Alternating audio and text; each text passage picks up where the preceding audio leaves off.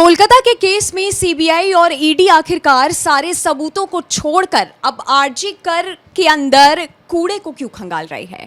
RG Kar medical college से जो waste हर बार बाहर जाता था, अब उस पर सीबीआई और ईडी की नजर आखिरकार क्यों बनी हुई है।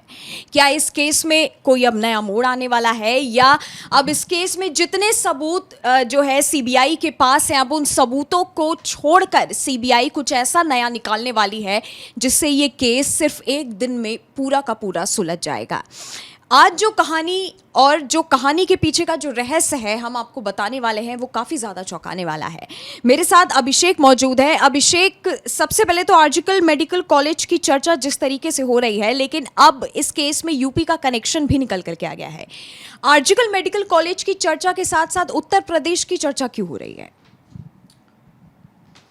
मुझे लगता है कि बंगाल और उत्तर प्रदेश में कोई इस केस का जुड़ाव नहीं होना था। अब तक जो 50, 52, 55 दिनों की जो भी जांच थी, उसमें कोई ऐसा जुड़ाव नहीं दिख रहा था नंदिनी।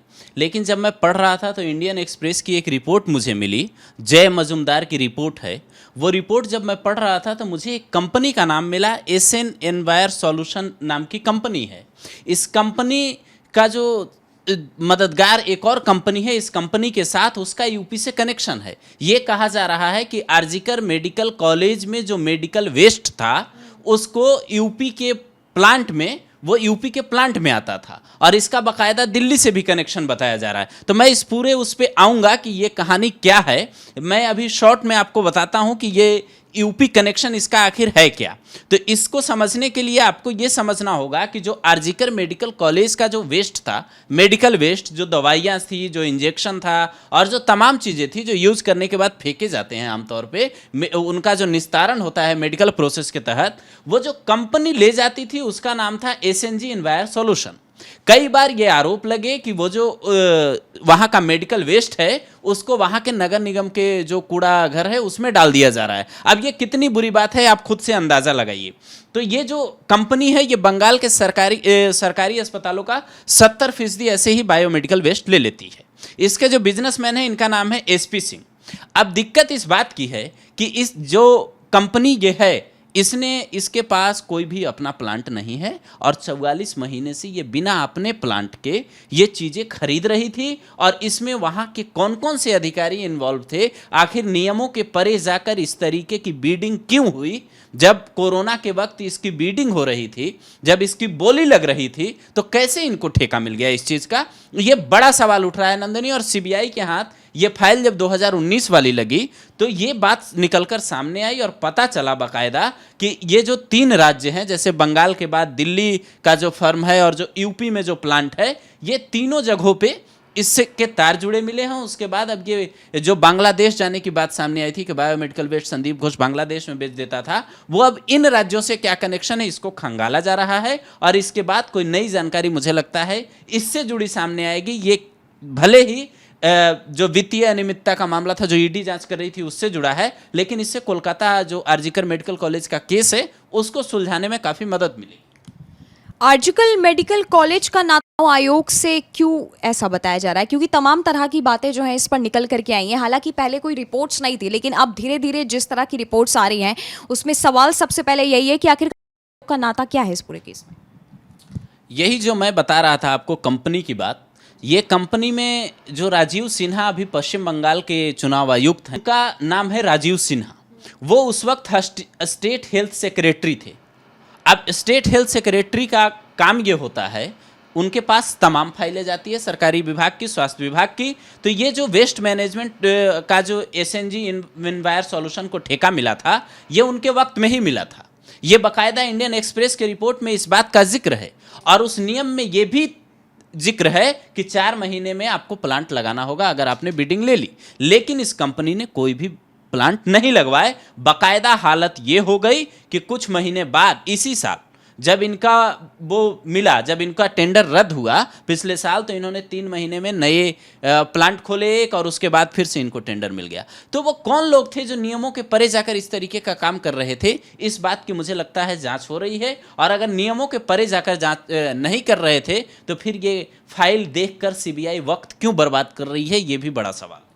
जी बिल्कुल, क्योंकि जिस तरह से आर्जिकल मेडिकल कॉलेज एक तरह से सुलझ नहीं रहा है अभिषेक, सुलझ धीरे धीरे रहा है लेकिन उलझता काफ़ी ज़्यादा जा रहा है, क्योंकि जिस तरह से एक से बढ़कर एक नाम सामने निकल के इस केस में आ रहा है, तो मुझे लगता है कि सीबीआई ने अब जा कर के ये एक नया तरीका निकाला है कि अगर इस कॉलेज में जितनी भी चीज़ें शुरुआत से हो रही थी, इसको जानने के लिए दोबारा जो है कई दशक पीछे जाना पड़ेगा कि ये सारी चीज़ें आखिरकार शुरुआत किसने की थी। और सबसे बड़ा सवाल आर्जिकर के लिए अभी तक ये है कि आखिरकार उस कॉलेज में इतने धड़ल्ले से इतने सालों तक किसी को कानो कान तक खबर नहीं होना, पुलिस का कुछ ना करना, सरकार का कुछ ना करना, इस सब के ऊपर उस किस इंसान का हाथ था जो इन सारी चीज़ों को बढ़ावा दे रहा था। अभिषेक, अब सीबीआई जो है कुछ पुरानी फाइलों को खंगालने का प्लान बना रही है। अब पुरानी फाइलें आएंगी तो बेशक है कि केस में कुछ ना कुछ चीज़ें और ज़्यादा नहीं खुलेंगी, वो चीज़ें भी निकल के आएंगी जो शायद हमें, आपको या दर्शकों को भी नहीं मालूम होगा। सीबीआई तो नंदनी ये जो फाइल खंगाल रही है, चाहे वो बायोमेडिकल वेस्ट के घोटाले से जुड़ी फाइल हो या फिर उस कॉलेज में चलने वाले तमाम रैकेट की बात जो सामने आ रही है, सीबीआई हर उस एंगल पे जांच कर रही है। लेकिन ईडी ने इस केस में एक नई चीज़ खोजी है और वो है संदीप घोष के पिता सत्यप्रकाश घोष के घर पे छापेमारी करना, उन लोगों को पूछताछ के लिए बुलाना। बाकायदा इसकी तस्वीरें सामने आई जब वो लोग वहां पहुंचे थे कोलकाता, और उसके बाद ये पता चला कि जो नॉर्थ 24 परगना है, बंगाल का जो एक जिला है, वहां पे जो इनका घर है सत्यप्रकाश घोष का, वहां पे ईडी की टीम ने बाकायदा जब छापेमारी की और इन लोगों से बाकायदा पूछताछ की, तो कई ऐसी जानकारियां संदीप घोष के बारे में मिली है। क्योंकि कहते हैं परिवार वालों को जितना पता होता है, माँ बाप को जितना पता होता है बच्चों के बारे में, उतना शायद आस पड़ोस वाले बाकी लोगों को ना पता हो। कई बार दोस्तों को कई जानकारियां ऐसी होती है जो घर वालों को ना पता हो। तो ईडी की टीम जब इस वित्तीय अनियमितता के मामले में जब जांच करने गई, देखिए आप एक चीज है इस केस में कि 17 सितंबर के बाद ईडी की छापेमारी की कोई तस्वीर सामने नहीं आई, क्योंकि मुझे लगता है कि ईडी ने छापा मारने के बाद जो दस्तावेज खंगाले हैं उसको पढ़ने में इनको वक्त लग रहा होगा, और ऐसे घोटालों की फाइलें जिस तरीके के आरोप लगे हैं वो तभी खुलती है जब गहन अध्ययन के बाद कुछ चीज़ें निकलकर सामने आए। और इस केस में भी यही सामने आ रहा है। आप देखिए कि कई नेताओं के नाम सामने आना, अब तक कई अधिकारियों के नाम सामने आना, वो ये शक पैदा कर रहा है कि कुछ तो संदिग्ध सा है। लेकिन सीबीआई और ईडी वहां तक पहुंचेगी कब, ये बड़ा सवाल।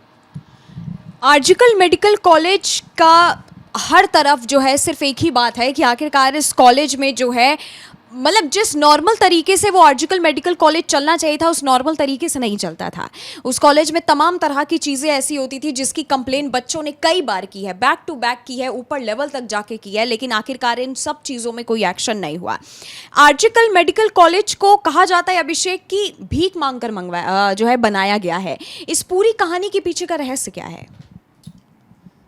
आरजीकर मेडिकल कॉलेज को जो बच्चे वहाँ पे पढ़ते हैं वो लोग, मुझे लगता है 23 अगस्त 1852 को अगर राधा गोविंदकर जो इसके संस्थापक थे उनकी बरसी अगर मनाते होंगे तो उन्हें ये कहानी मुजबानी याद होगी। लेकिन बाहर ये मीडिया में कहानी बहुत कम आई सामने कि इतना अच्छा कॉलेज जो अंग्रेज़ों के ज़माने का बना हुआ था, उस कॉलेज में इस तरीके की हरकत करवा कौन रहा था। आप एक बात सोचिए, राधा गोविंदकर जो थे वो इंग्लैंड से लौटे थे। आपने जो कहा भीख मांगकर कॉलेज बनाया गया, आप इनकी सोच समझिए। मैं 1 मिनट में समझाने की कोशिश करता हूँ कि ये मेडिकल कॉलेज कितना महान हुआ करता था और इस मेडिकल कॉलेज के अंदर अब किस तरीके की गतिविधियाँ सामने आई है। वो साइकिल से वहाँ पे दम तक चला करते थे। जब इंग्लैंड से पढ़कर लौटे थे तो लोगों के इलाज के लिए, गरीबों के इलाज के लिए साइकिल से खुद चलते थे, सिर पे टोपी लगाए, और दवा खरीदने तक का पैसा कहते हैं कि वो गरीबों को खुद दे देते थे अपने पास से। आप सोचिए, डॉक्टर आज फीस लूट रहे हैं लेकिन वो दवा खरीदने तक का पैसा अपने पास से देते थे,